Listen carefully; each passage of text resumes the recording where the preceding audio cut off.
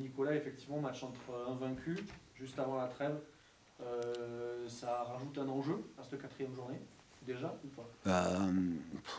Je sais pas, un enjeu, un challenge, oui, effectivement. Être invaincu, c'est très bien. Perdurer ça, c'est encore mieux. On a une mini-trêve qui arrive à l'issue de ce match-là, puisqu'on rentre en période de trêve internationale. Donc l'idée, effectivement, c'est de rester invaincu jusqu'à la trêve. On commence déjà à lire choc inattendu en Ligue 2 entre Pau et Nancy, choc de tableau. J'imagine que vous, votre ambition, c'était d'être là à ce moment-là. Bah oui, c'était de prendre un maximum de points. On n'est qu'à la quatrième journée, donc c'est beaucoup trop tôt pour parler de position, pour parler de surprise. Voilà, on est deux équipes qui réalisent un bon début de saison. Voilà, sur le plan comptable, on a avancé, on a le même nombre de points. Un adversaire différent de ce qu'on a pu rencontrer lundi. Là, lundi, on rencontre une équipe qui arrivait de Ligue 1. Là, on rencontre une équipe qui est championne nationale et qui vient de monter. Ils sont encore dans la même dynamique avec un groupe qui a évolué mais qui n'a pas beaucoup changé. Donc, une équipe solide qui a connu un début de match difficile à Dunkerque et qui a très très bien réagi sur phase arrêtée d'abord. Et puis après, ils ont eu une vraie maîtrise par rapport à ce match-là. Quel est le style de jeu de cette équipe de Nancy?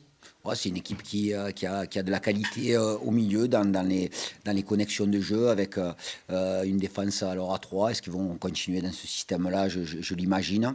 Un joueur d'expérience que je connais très bien, puisque c'était mon capitaine à Orléans, Nicolas Saint-Ruf, qui a marqué contre Dunkerque.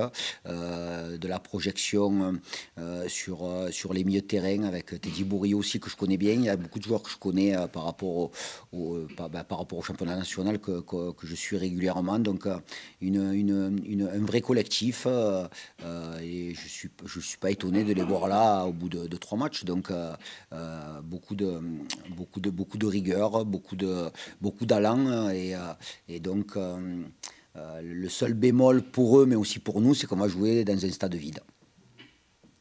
Est-ce que le match de lundi t'a conforté dans ce que vous faites depuis le début de la saison, pas que par le résultat, mais parce que vous avez été capable de mettre sur la pelouse? Oui, mais bien sûr, le contenu du match, si on met le résultat de côté, il a été intéressant par rapport justement aux connexions, par rapport à ce qu'on a été en capacité de proposer. Là, le fait effectivement que Omar Sissoko soit blessé et qu'on ait un doute sur Pathé Mboup, ben, ça change un peu nos plans sur les connexions offensives, mais on a des ressources, on doit avoir des ressources, et donc l'idée c'est d'aller faire un résultat là-bas. Quand on est face à ce genre de situation, il faut faire appel à la polyvalence de certains joueurs. Exactement. Ouais, exactement.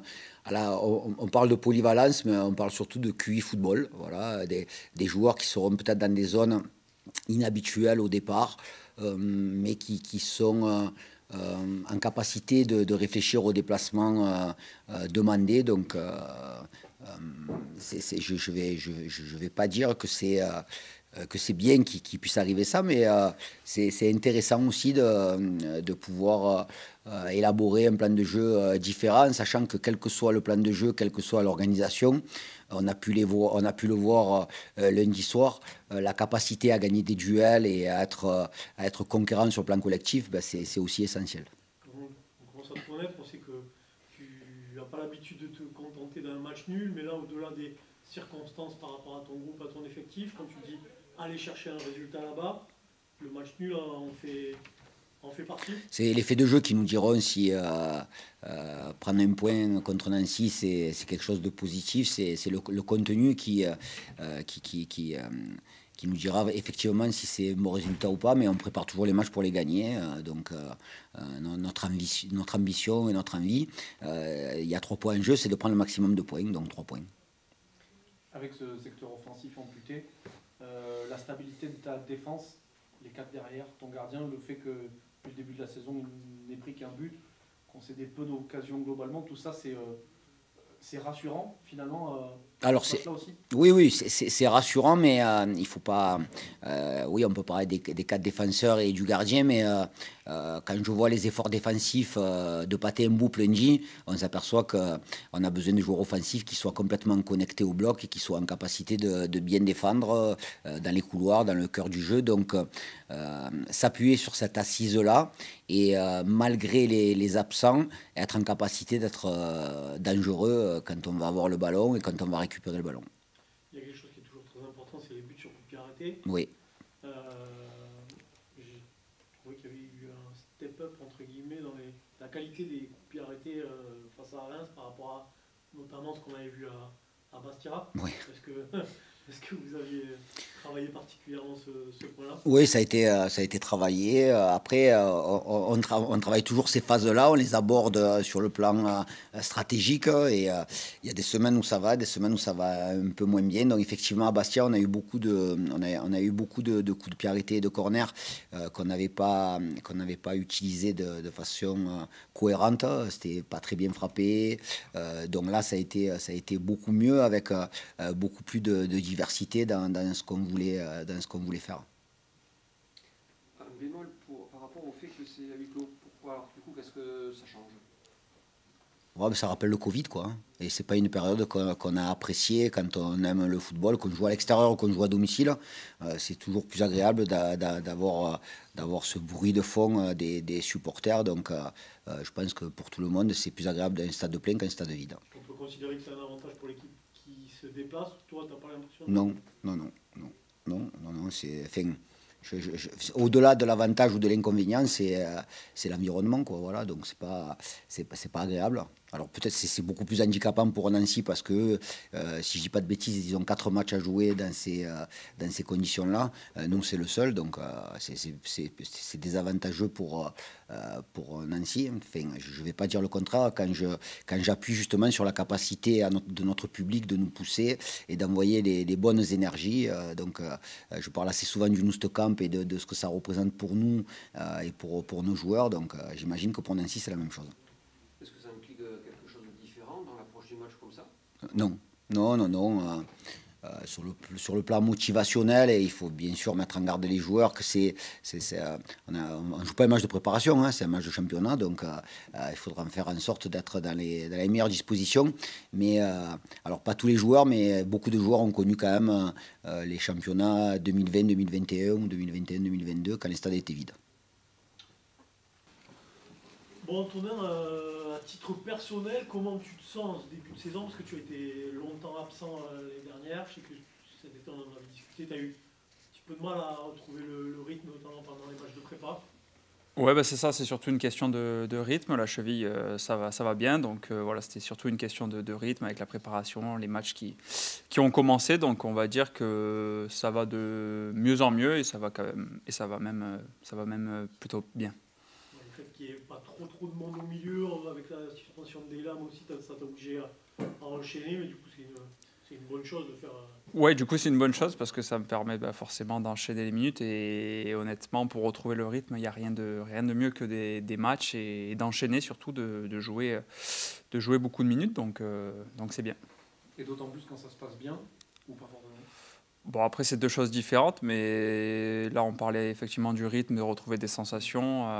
Alors oui, c'est sûr, quand ça se passe bien, c'est encore mieux, mais pour le rythme, c'est vraiment le volume de jeu qui compte.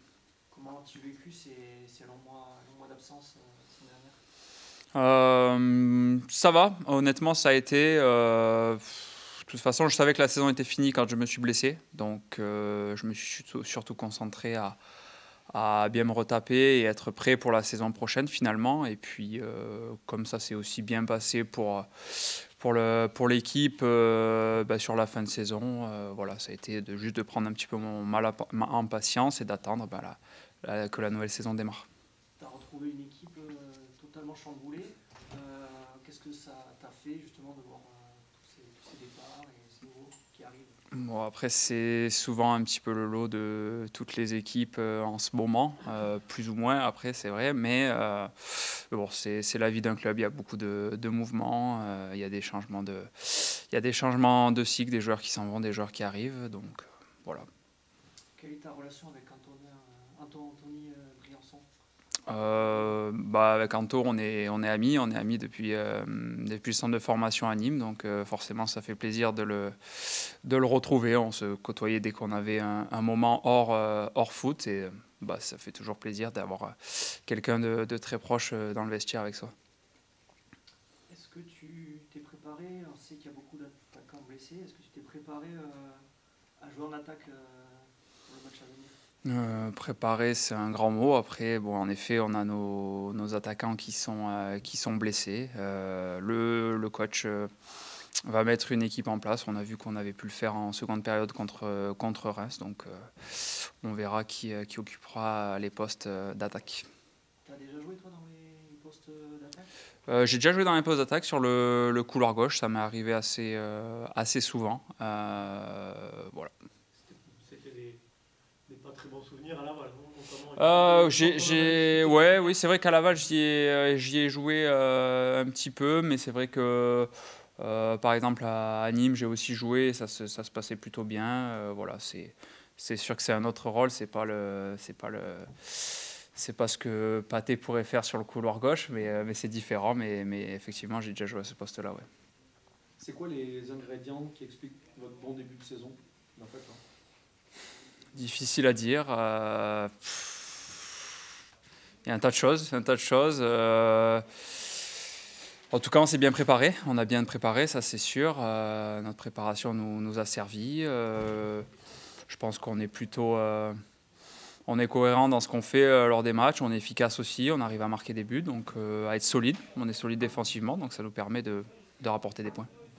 Avoir 7 points après 3 journées, c'est une vraie bonne performance qui peut forcément amener de la confiance et peut-être un peu d'excès de confiance dans un groupe qui, on le dit, est très jeune. C'est là, j'imagine, que tu as un rôle à jouer avec les autres cadres du vestiaire. En tout cas, c'est sûr que si on commence à prendre trop de confiance alors qu'on a joué 3 matchs, il y aurait un petit souci. Mais en tout cas, c'est top d'avoir 7 points. Hein. C'est mieux qu'on ait 7 points que 0 ou 1. Donc voilà, ça amène de la confiance. Il faut garder ça. Y aller avec des intentions demain, jouer ce match. Et ce serait bien de continuer à prendre des points avant cette petite trêve qui arrive. Ouais. C'est une vraie bonne chose comme tu l'as dit, y aller, on n'a rien à perdre, entre guillemets. Avec 7 points en poche, on peut se lâcher un peu plus. En tout cas, on a plus de confiance. C'est sûr que je pense qu'une équipe qui démarre avec trois mauvais résultats, peut-être que sur le 4e match, ils sont peut-être dans un état d'esprit qui est moins bon. Nous, on sera dans un état d'esprit très, très bon, avec encore un bon match à jouer, un match intéressant, avec une équipe qui monte, un beau stade, un beau terrain, et puis surtout 2 équipes qui ont 7 points. Donc je pense qu'il y a tout pour prendre du plaisir et jouer un bon match. Oui, match entre invaincus, effectivement, et ça, mine de rien, passer la trêve dans ces conditions-là, j'imagine que c'est quand même quelque chose qui vous intéresse. Oui, forcément, c'est toujours bénéfique. Hein. Si on a la possibilité d'être dans le haut du classement, même si ça fera que 4 matchs, c'est toujours intéressant et c'est toujours un petit bonus pour nous. Ouais. Est-ce qu'on regarde le classement au bout de 3 journées? En tout cas, ça fait plaisir d'être là, à ce classement-là. Après, le regarder, c'est un grand mot, mais comme j'ai dit, on préfère être à cette position-là qu'être 20e ou 19e, même s'il n'y a que 3 journées qui ont été jouées.